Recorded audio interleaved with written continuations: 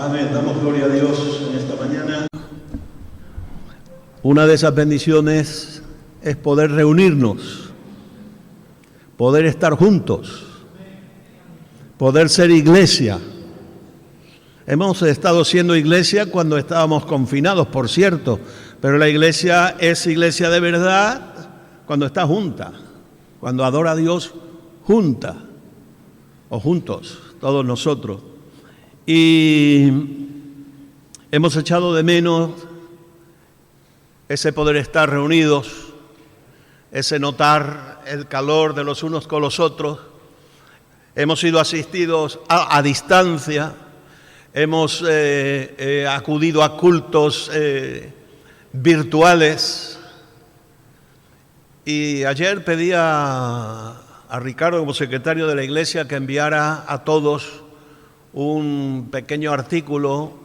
Yo recibo periódicamente de un pastor norteamericano, Tom Rainer, pues ideas, puntitos, cosas. Él hace muchas cosas y da seminarios y todo eso, pero de vez en cuando yo los traduzco y algunos son para el ministerio y otros son para la iglesia en general. Y hablaba de la importancia, ¿verdad?, de que la iglesia se reúna y de que tú como creyente y yo como creyente vengamos a estar juntos en la presencia de Dios.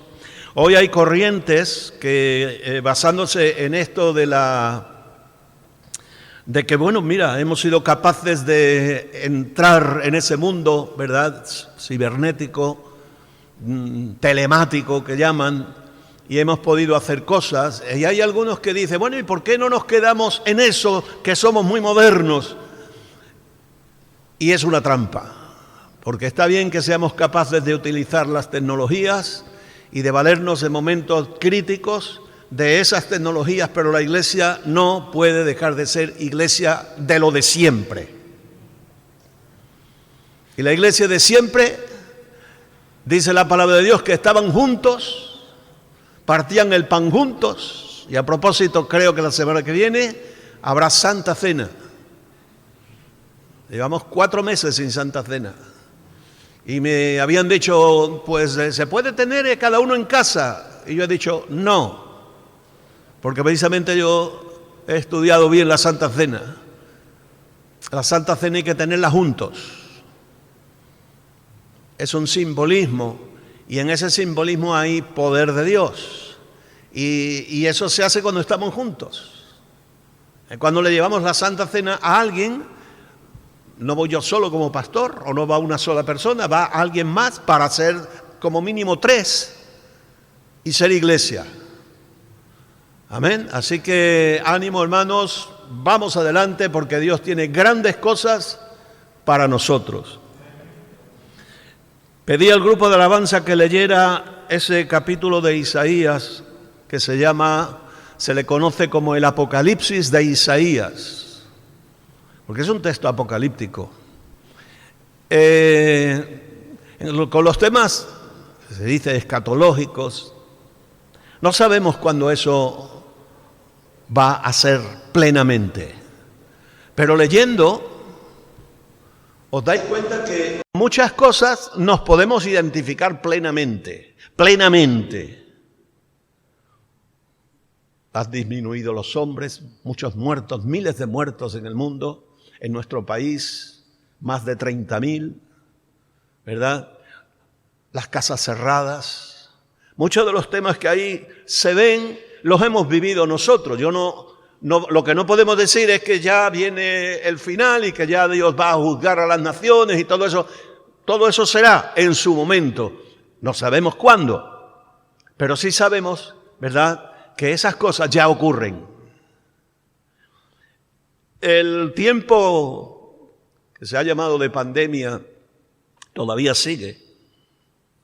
Ha finalizado el confinamiento, las casas cerradas, pero el virus sigue por ahí. Y por eso aquí estamos con mascarillas y guardando ciertas distancias y echándonos alcohol en las manos, ¿verdad? Y manteniendo pues las normas que nos dicen que hay que mantener. Cuando ustedes se van, aquí quedan 2 hermanos y echando aquí para desinfectar este lugar. O sea, la pandemia sigue. La crisis sigue. Y por eso yo he escogido un texto, vamos, lo que el Señor me ha dado. He llevado varios días preguntándole, Señor, ¿qué quieres que predique? Señor, ¿qué quieres que predique? Es uno de los grandes retos que tenemos los predicadores. Porque tenemos toda la Biblia para predicarla. Pero lo importante es predicar palabra profética. Es decir, palabra oportuna. La palabra que Dios quiere que se hable. Y vivimos el día malo. Estas palabras son literales bíblicas del Nuevo Testamento. Vivimos un día malo. ¿A dónde os lleva esa idea? Pues los que leéis mucho la Biblia, que deberíais ser todos, seguramente dirán, pues mira, eso lo dice Pablo en Efesios, y hay algún que otro lugar. Por eso, ¿cuáles son las armas de que dispone el cristiano para superar los días malos? Porque hay días malos, como ha dicho Alejandro, es bueno, magnífico, anotar las bendiciones para que no te quedes nada más en lo malo. Pero hay días críticos en nuestra vida, hay días difíciles. Tenemos un año que todo el mundo está diciendo, a ver si pasa ya 2020. Se nos ha ido medio año, no nos hemos dado ni cuenta, pero queremos que pase ya entero. Pero bueno, es que después vendrá el 21 y cada día, cada semana, cada mes, cada año trae su propio afán. Entonces yo os propongo que vayamos hoy a leer en Efesios capítulo 6, pero antes de llegar a Efesios, recordaros lo que dice Pablo a la iglesia de Corinto, y dice así que aunque andamos en la carne, capítulo 10, verso 3 al 5, aunque andamos en la carne, estamos vivos como todo el mundo y vivimos en el mundo natural, pero no militamos según la carne, no peleamos según la carne, no son los recursos carnales los que nos hacen avanzar o los que nos hacen vencer. Porque las armas de nuestra milicia no son carnales, sino poderosas en Dios para la destrucción de fortalezas, derribando argumentos y toda altivez que se levanta contra el conocimiento de Dios y llevando cautivo todo pensamiento a la obediencia de Cristo. Eso es lo que Pablo les recuerda a los Corintios en su segunda carta. Pero vamos al texto de Efesios, capítulo 6, y vamos a leer lo que se llama la armadura del cristiano, pero que yo he preferido llamar las armas del cristiano, porque es más general y es más de acuerdo a la palabra original.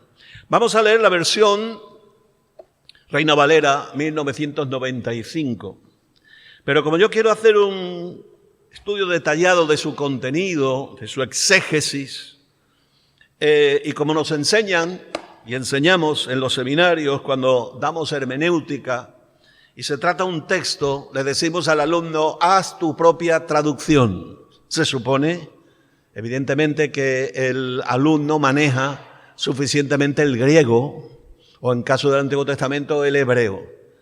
Entonces yo después también... no voy a hacer una paráfrasis, porque no es una paráfrasis.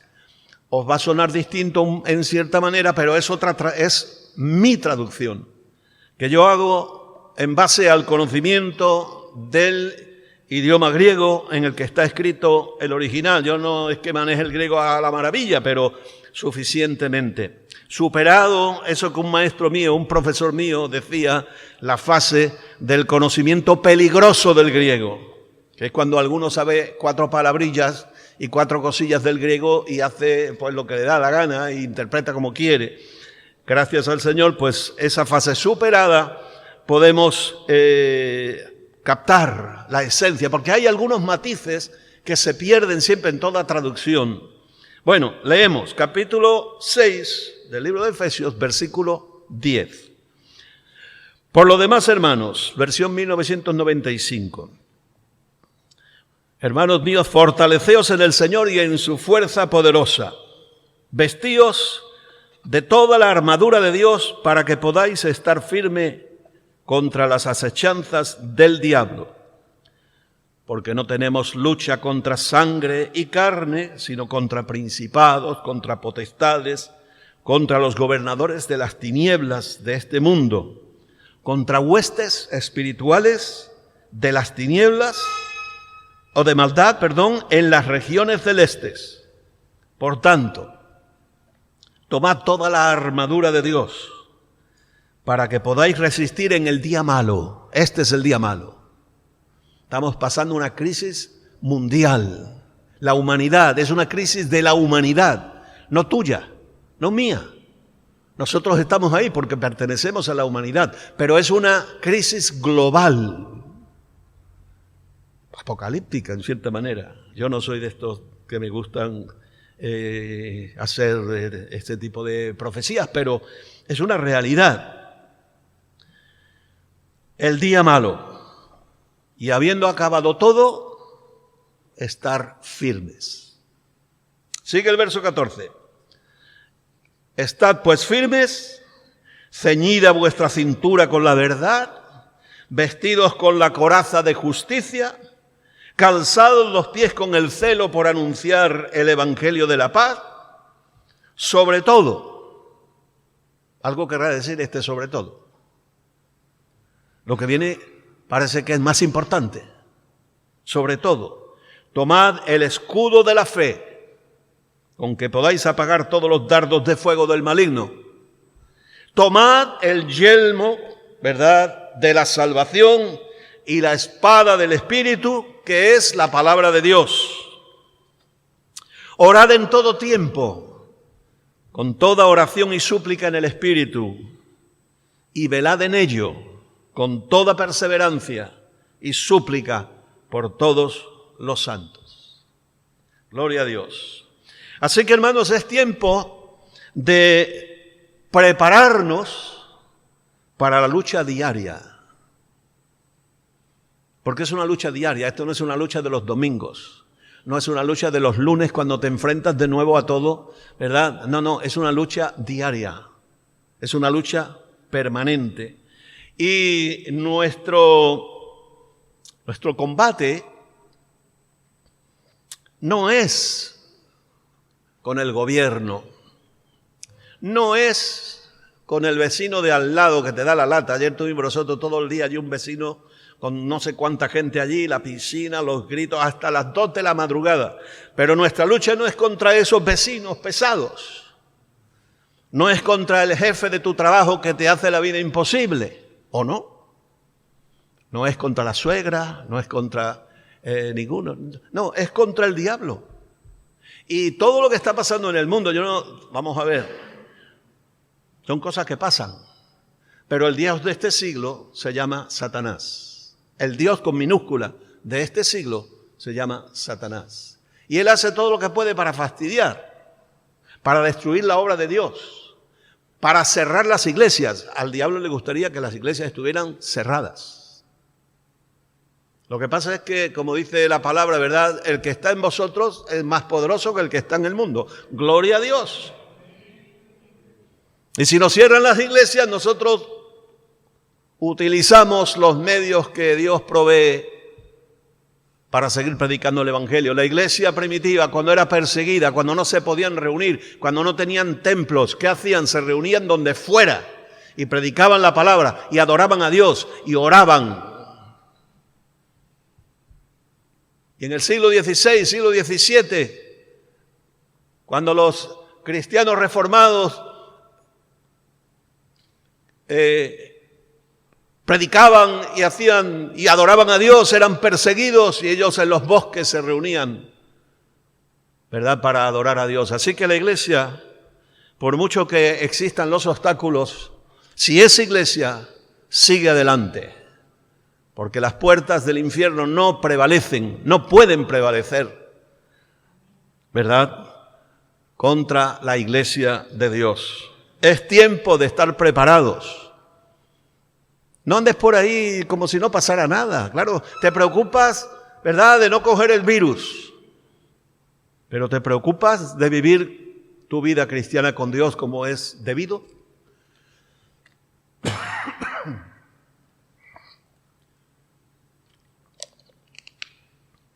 ¿Te preocupas de preservar tu alma?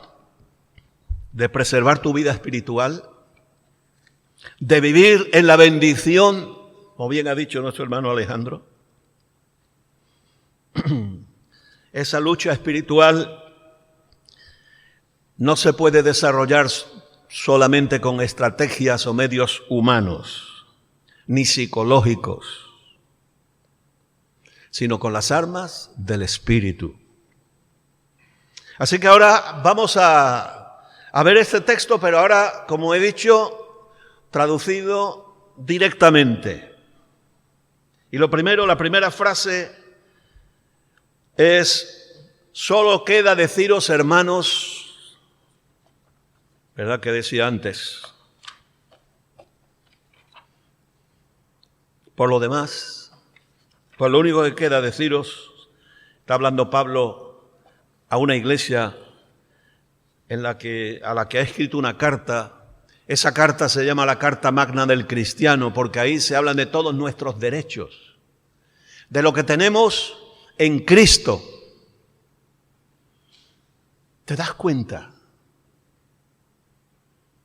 ¿Qué tienes en Cristo? Porque sí, fuera de Cristo todos son problemas. En Cristo, ¿qué pasa? ¿Que no hay problemas? Sí hay problemas, pero tienes las soluciones. ¿Amén? Tienes las soluciones. El mundo está lleno de problemas, tú tendrás problemas, igual tanto o más que cualquiera ahí afuera. Perteneces a este mundo, a la humanidad. Pero tú tienes a Cristo. Y si tienes a Cristo, tienes la bendición. ¿Amén? La bendición de Dios. Eres bienaventurado. Porque bienaventurado significa bendecido de Dios. Pues solo queda decir, hermanos, después de deciros todo eso, de explicaros también que hay que comportarse, hay que vivir como un cristiano, pues, ¿verdad? Que estamos en una batalla. Y dice, haceos fuertes. Fuertes en el Señor y en el poder de su potencia.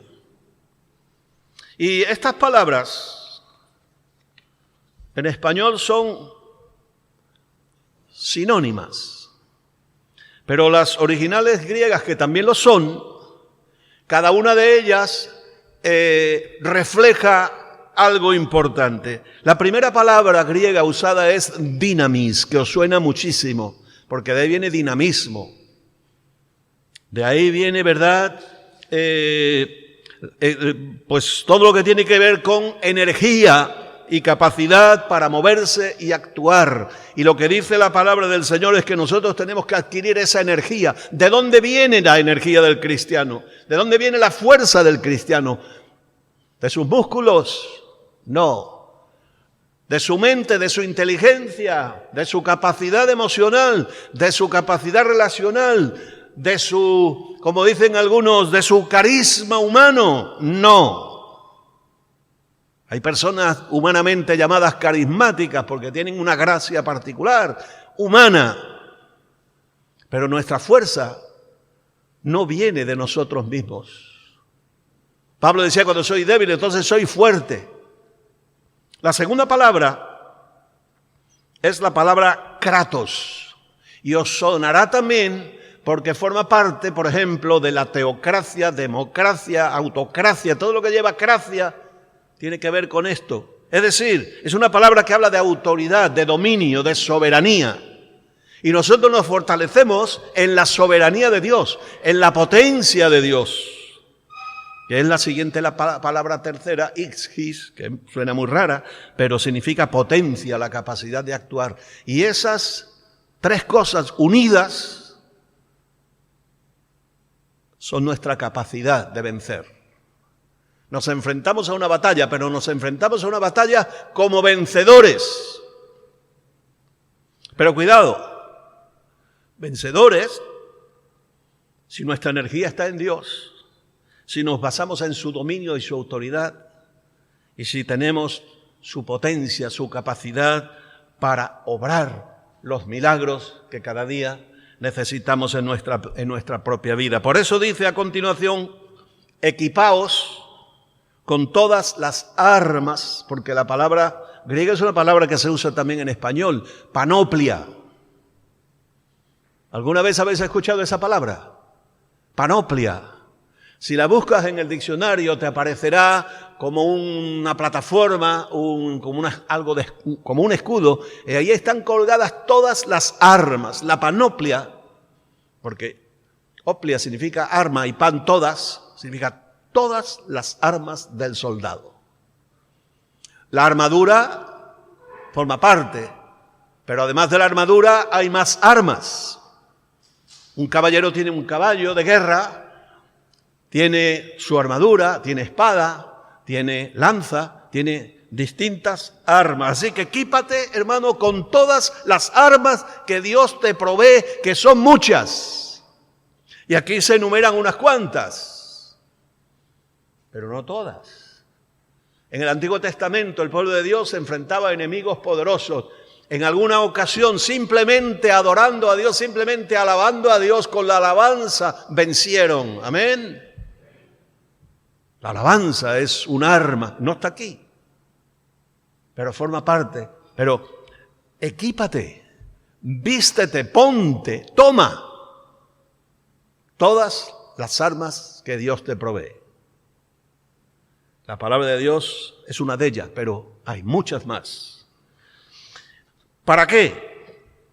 Para que seáis capaces de hacer frente a todas las acechanzas, que son las trampas, las intrigas del divisor, porque diablo significa divisor.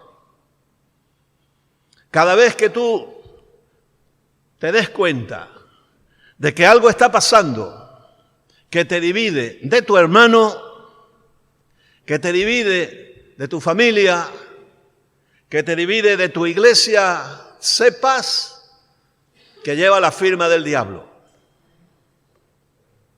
porque es el divisor. Te vienen a hablar mal de uno para que tú te enemistes con esa persona, artimaña del diablo. Te llegan pensamientos, ¿verdad?, de que no necesitas a la iglesia, que en la iglesia hay fulanito que hace esto y el menganito o la menganita que hace lo otro, que el pastor es imperfecto, que la mujer del pastor, que los hijos del pastor, que los obreros, que patatín, que patatán, para quitarte las ganas de formar parte de esa iglesia. Truco del diablo, acechanzas del diablo, dardos del diablo, para desanimarte. El domingo por la mañana, cuando te entra la super pereza de que no quieres levantarte, de que no tienes ganas de ir al culto, de que mejor te irías a la playa, de que mejor esto y mejor aquello, pero olvidarte de tu, iba a decir obligación, pero es tu condición de cristiano, que el domingo se adora a Dios. Y esto no significa que uno no pueda tomarse vacaciones, pero eso que es continuo, que no tienes ganas, ¿verdad que no tienes ganas muchos domingos de venir? Y algunos de ellos te dejas vencer y no vienes, pero no por nada, sino porque no tienes ganas. Dice, porque no siento. No siente. Pues nada, esos son esos venenos que el diablo te mete por tu mente, por tu cuerpo, ¿verdad? Esa apatía del domingo por la mañana para que no participes en lo que debes de participar. Frente a todas las acechanzas del diablo. Y las armas que Dios nos ha dado contra ellas son poderosas.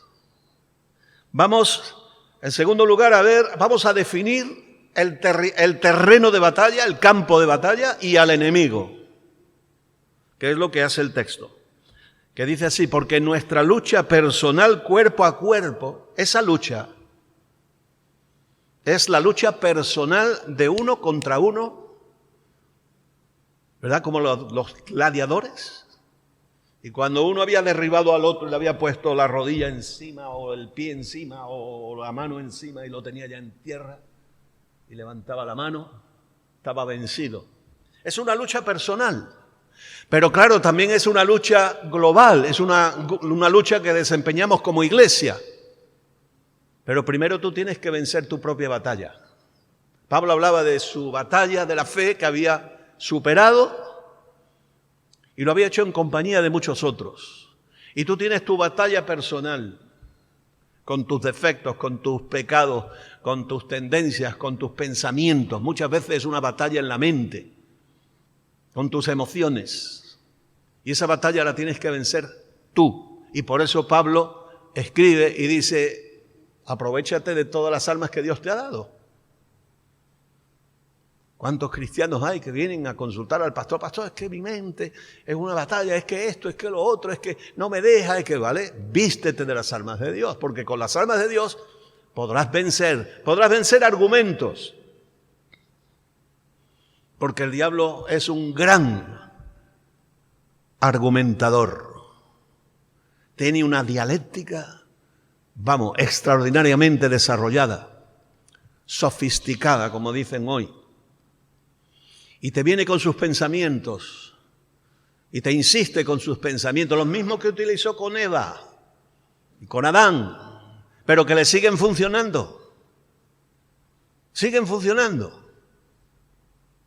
Entonces tienes que aprovechar las armas que Dios te da para enfrentarte, porque nuestra lucha personal, cuerpo a cuerpo, en nuestra lucha personal, cuerpo a cuerpo, no nos enfrentamos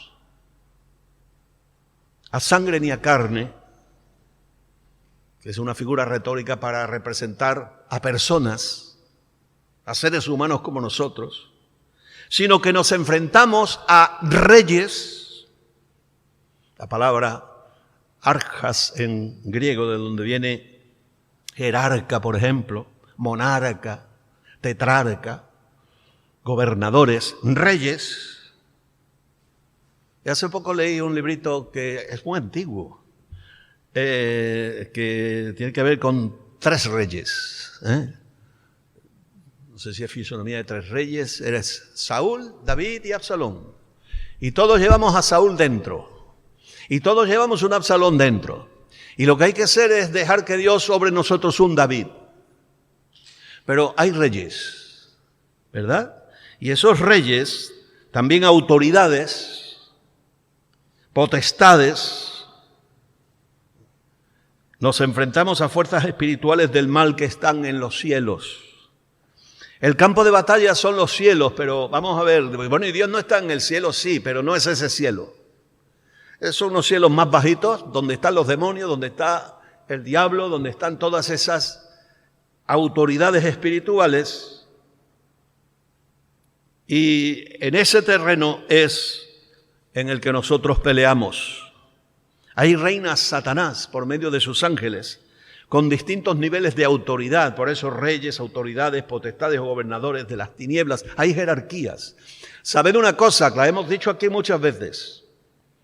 Satanás es un ser finito, es un ángel malo, pero es un ángel. ¿Conocen ustedes algún ángel que pueda estar en todas partes a la vez? No existe.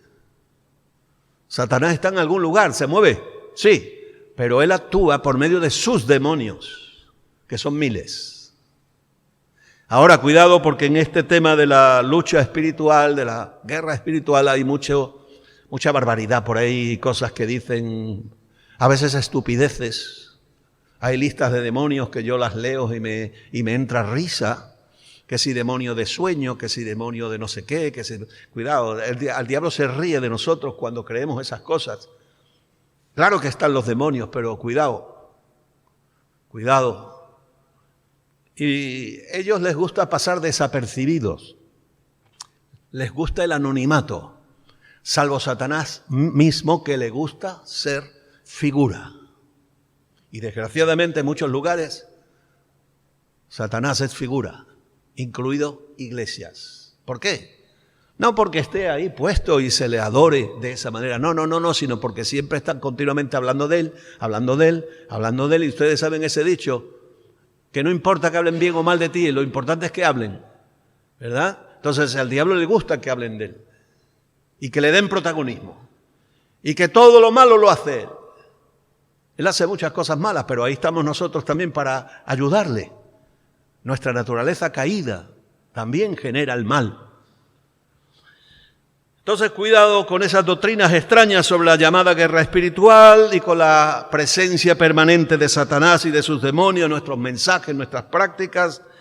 Hoy hablamos de él porque el mensaje así lo exige.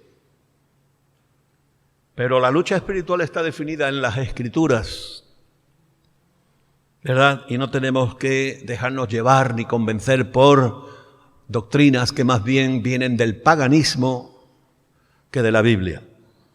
Ahora, el tiempo de la batalla, ¿en qué momento se da la batalla? Por eso dice, en consecuencia, puesto que ya sabemos todo eso, echad mano de todas las armas de Dios para que seáis capaces de vencer en el día de dificultad y mantener así vuestra posición cuando todo haya llegado a su cumplimiento. Así que ante la realidad de la amenaza, es el momento de acudir al llamamiento. Sabéis que los ejércitos gritaban ¡a las armas! Y toda la ciudad se congregaba para defenderse. En la Marina, yo serví en la Marina, la expresión era otra. ¡Zafarrancho de combate!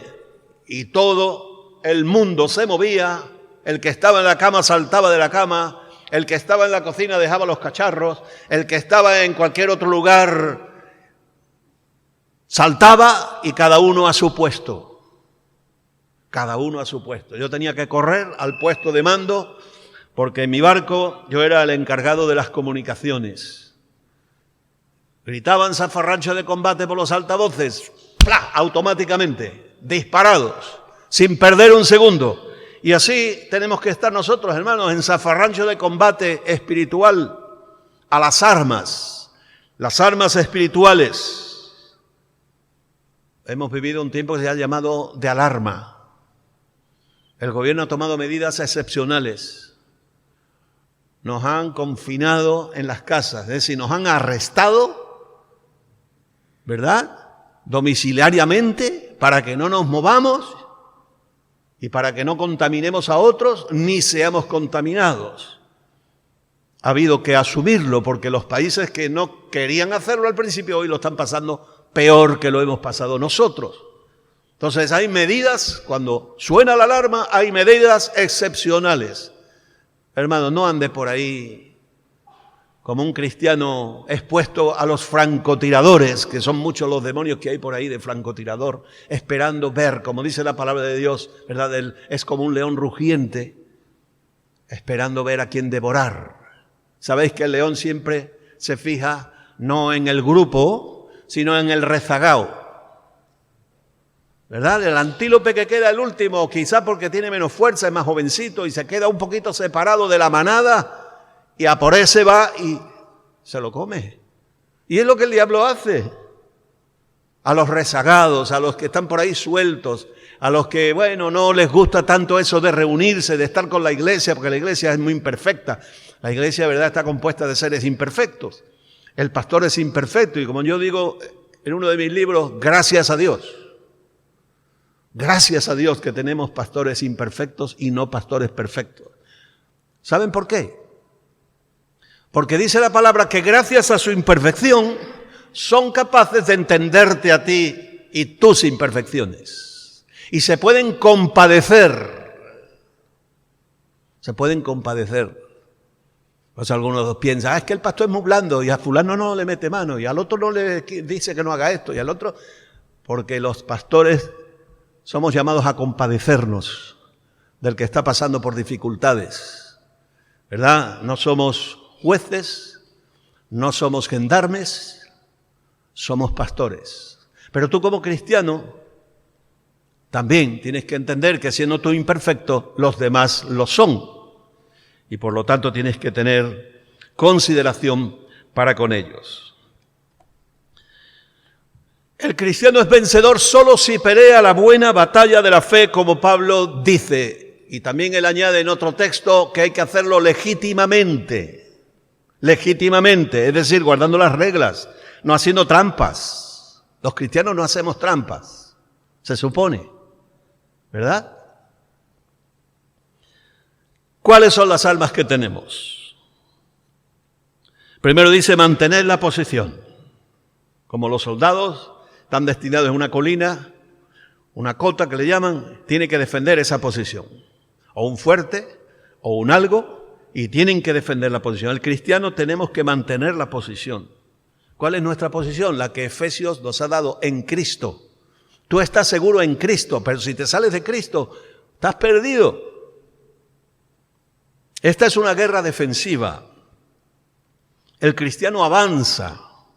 Y mientras va avanzando, anuncia el Evangelio. Recordad que la Gran Comisión, nosotros en algunos momentos, y después vamos a ver también el caso, se traduce por un imperativo, es decir, un mandamiento. Y predicad el Evangelio. Pero no es eso exactamente lo que dice el original. El original dice que mientras vas yendo, predica el Evangelio. Pero ya tienes que estar en marcha.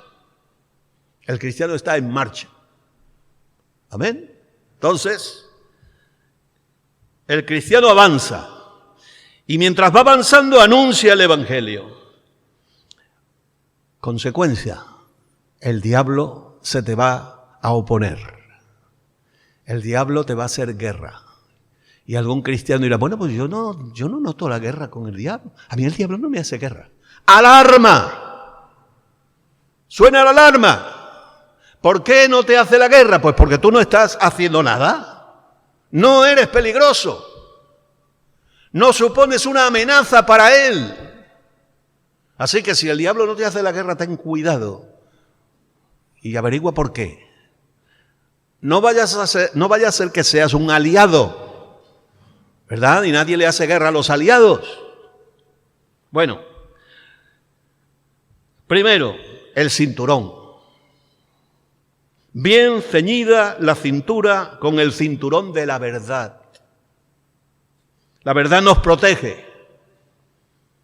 Impide, ¿verdad? Porque imagínate el soldado romano. El soldado romano llevaba una pequeña túnica cortita, pero al fin y al cabo, tú sabes que la vestimenta siempre se puede enredar en algo.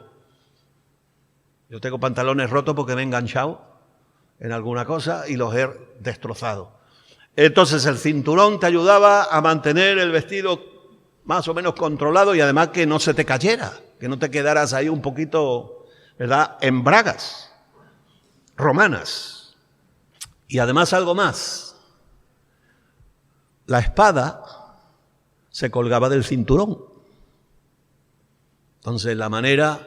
Y la verdad, el cinturón sí representa la verdad y la Biblia es la verdad, la palabra de Dios es la verdad, están juntitos. Bueno, vale. La coraza, habiéndoos puesto la coraza de justicia.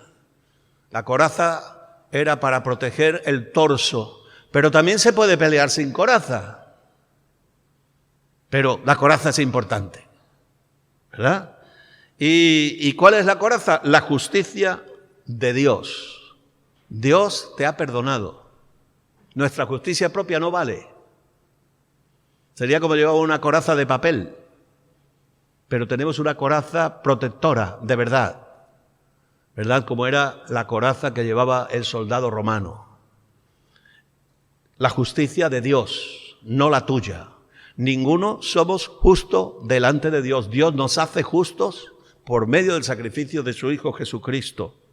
Tercero, el calzado. Y por eso dice ahí calzados los pies, y ahora aquí la palabra cambia. Porque en algunas traducciones antiguas, el Reina Valera antigua decía el apresto. Es la preparación, por eso el apresto, aprestarse para algo. El Evangelio nos prepara, porque el Evangelio ha traído paz a nuestra vida, es el Evangelio de paz, el Evangelio de la paz. El Evangelio ha traído paz a nuestra vida.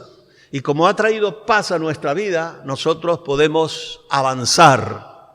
Somos un ejército pacífico, somos un ejército que no es invasor, somos un ejército liberador. Y el Evangelio es nuestra preparación.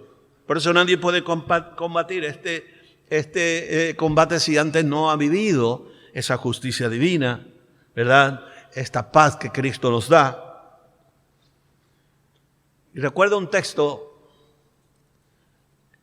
que lo repite Pablo en Romanos, pero que viene de Isaías, y dice: cuán hermosos son los pies de los que anuncian la paz, de los que anuncian buenas nuevas. ¿Te acuerdas? Cuán hermosos son los pies, están bien calzados. Algunos dicen que tú te puedes vestir con el mejor traje del mundo, pero si llevas unos zapatos sucios, feos, malos, rotos, no vas vestido. El calzado es muy importante. Y aquí también lo es. Nuestra misión es ser mensajeros de paz, y con ese mensaje podemos ir hasta lo último de la tierra, sin que nada, ¿verdad?, nos lo impida. Vendrán impedimentos, vendrán barreras, pero podremos superarlas todas con el poder de Dios. Y ahora viene el sobre todo. Es decir, que lo que viene es más importante que lo anterior. Es más, es imprescindible. Un soldado que se precie de aquella época, hoy lo tenemos de otra manera, pero necesita un escudo. El escudo romano de las legiones romanas era un escudo grande, cuadrado. Los había también ovalados, pero con el cuadrado ellos lograron una técnica de batalla casi invencible. Ellos hacían formaban una formación que se llamaba la tortuga. La tortuga. Y con la tortuga, esa formación tenía todos los escudos del frente, todos los escudos de los laterales, todos los escudos de atrás, y toda la gente del medio ponía los escudos arriba y avanzaban, y las flechas se estrellaban contra los escudos, y era como un tanque de la época. Nosotros tenemos el escudo individual, pero cuando ponemos el escudo juntos, todos los unos con los otros, la fe unida del pueblo de Dios es como un tanque en esta guerra espiritual. Por eso dice: habiendo tomado el escudo de la fe, con el que podréis contrarrestar todos los dardos inflamados del maligno. Esa tortuga avanzaba y las flechas caían por millares, pero ellos superaban el ataque de flechas. La fe bloquea los ataques mortíferos de Satanás, que son como dardos, son como flechas, y además dice aquí inflamados, porque usaban flechas con una carga que prendían fuego, y eso era mortífero. Y esos dardos van dirigidos a tu mente, como son dudas, como son mentiras, como son calumnias. Van dirigidos a tus sentimientos para causarte desánimo, para causarte depresión, para causarte rebeldía. Eso después los que tienen que ver con la voluntad, para causarte todo tipo de reacciones, ¿verdad?, que te bloqueen. Son dardos que van dirigidos contra tu voluntad, como la pereza, no tienes ganas de nada, no sientes nada, la indecisión, la rebeldía. O también contra nuestras relaciones, las contiendas, divisiones, los chismes, los rencores, las rivalidades. Son dardos del diablo. Aprende a distinguirlos. No son buenas ideas. No viene de Dios, vienen de Satanás. El casco. El casco es un regalo, porque dice: aceptad el casco de la salvación. Aceptad. Eso es lo que dice el original. Aceptad el casco de la salvación. Y tú sabes que la salvación es gratis, que es un regalo de Dios. Y es importante, porque hay cristianos que siempre están dudando: Señor, ¿seré salvo? No seré salvo. A mí me pasó al principio de mi vida cristiana, hasta que la palabra de Dios y el Espíritu Santo me hicieron sentir seguro. El cristiano se siente seguro en Cristo, porque su vida no depende de él, sino depende de la misericordia de Dios y de lo que Dios ha hecho. Y cuando tú estás seguro, tienes lo principal, que es la cabeza, junto con el corazón, ¿verdad? Lo tienes seguro. El casco es un regalo, es protección, pero además también si tú buscas en internet y pon casco romano y verás que hay distintos tipos, y uno era el de los infantes y otro era el de los jefes, los centuriones que llevaban un penacho para decir yo tengo rango. Y hermano, nosotros no es que seamos más los unos que los otros porque no lo somos, pero es una honra ser hijo de Dios. Y es una honra, ¿verdad?, servir a Dios en el ministerio. Es una honra ser pastor. Es una honra ser músico. Es una honra barrer la iglesia, hermanos. Aunque algunos no lo consideren así. Cualquier cosa que hagas para el Señor es una honra que te distingue.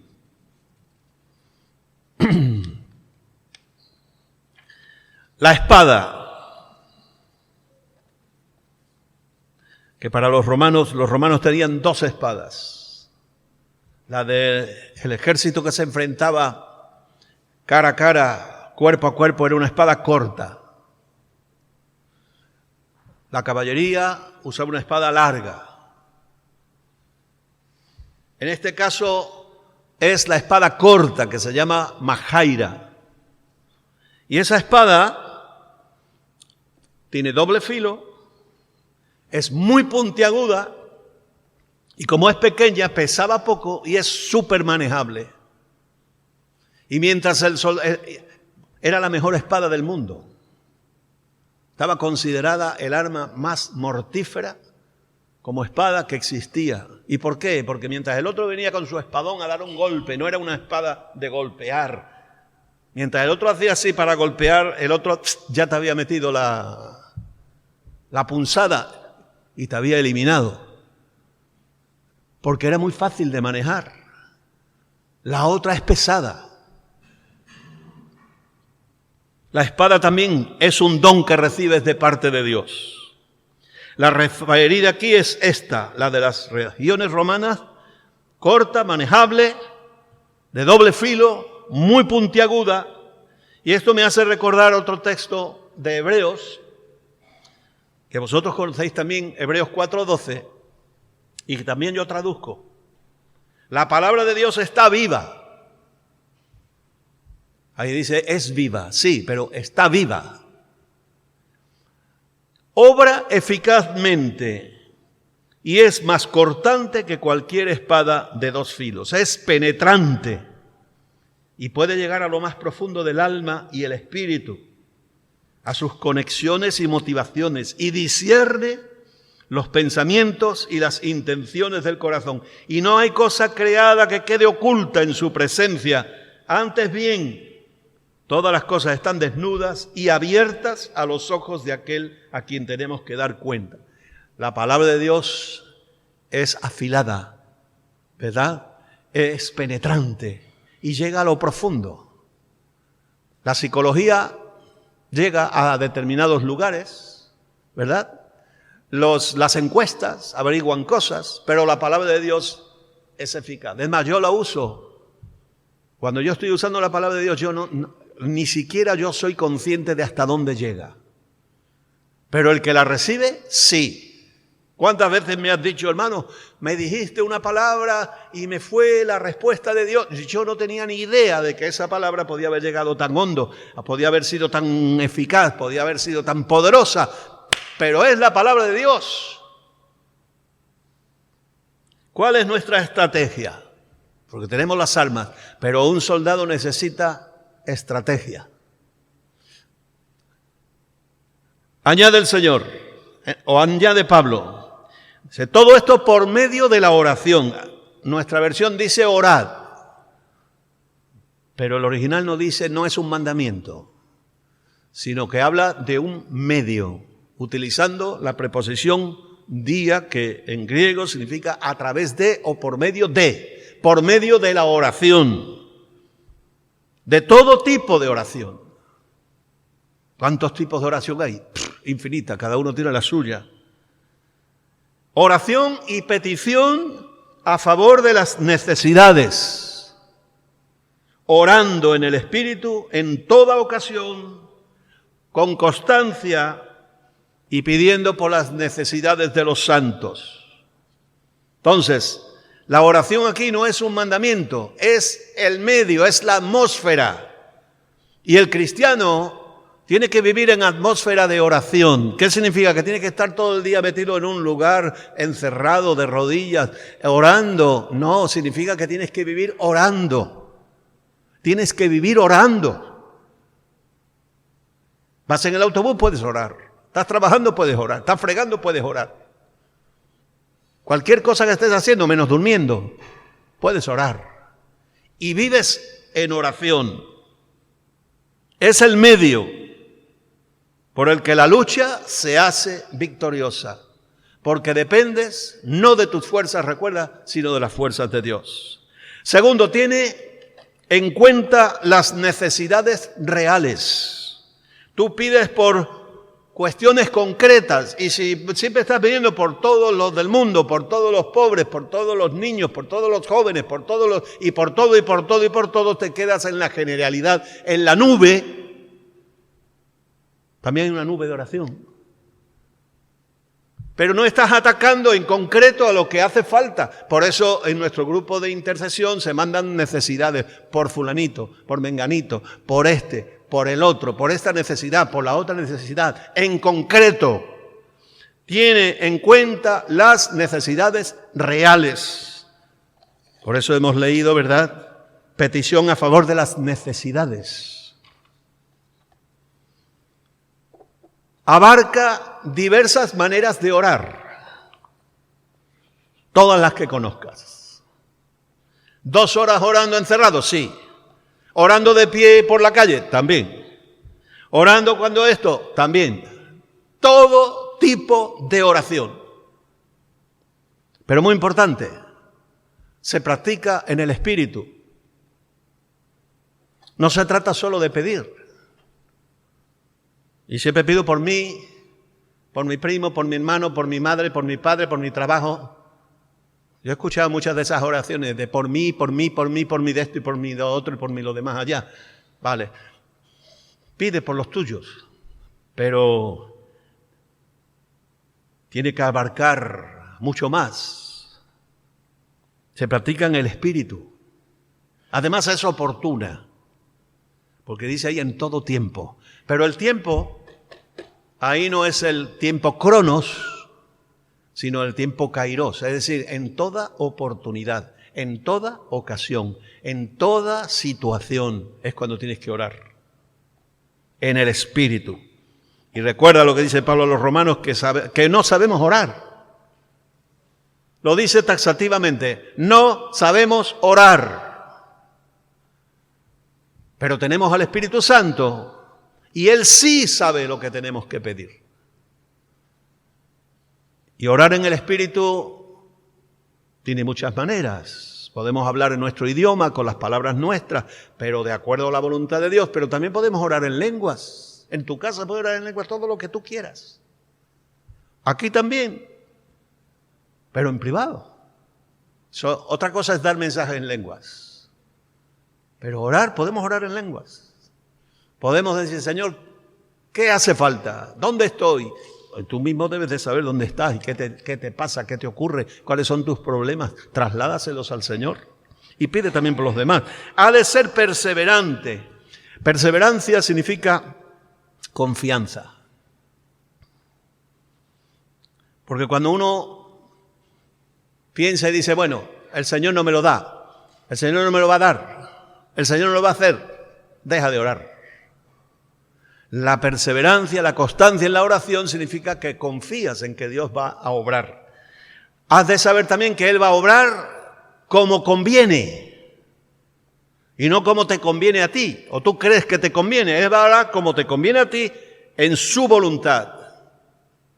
No pidas que Dios, ¿verdad?, respalde tus planes. Ora para tú sumarte a los planes de Dios. Y entonces verá cómo todo va bien. Y por último, la oración es solidaria. Incluye a todos los santos. Amén. Así que, hermanos, vivimos tiempos difíciles. El problema no está en las personas que nos rodean ni en las circunstancias. Nuestra lucha se desarrolla en el espacio espiritual. Dios nos ha provisto de armas suficientes para pelear la buena batalla de la fe y en Cristo somos más que victoriosos si peleamos legítimamente. Vamos a orar. Padre, en el nombre de Jesús, estamos ante ti, te damos gracias por tu palabra, siempre nos enseñas, siempre tienes palabra oportuna para nosotros. Estamos viviendo días difíciles, días complejos, días malos, pero sabemos que tú nos has provisto de todos los recursos necesarios para superar los días malos, para vencer en los días malos, para avanzar en los días malos, sin importar qué tan malos sean. Y tú nos has provisto de armas, las cuales nos has enumerado, nos has explicado. Ayúdanos, Señor, a ser conscientes, a ser responsables, a asumir la situación, a tomar estas armas en nuestras manos, a vestir las que tenemos que vestir y, Señor, a creer en el poder tuyo, que es el que nos fortalece, que es el que nos da la victoria. Te lo pedimos en el nombre de Jesús. Amén. Que el Señor les bendiga, hermanos.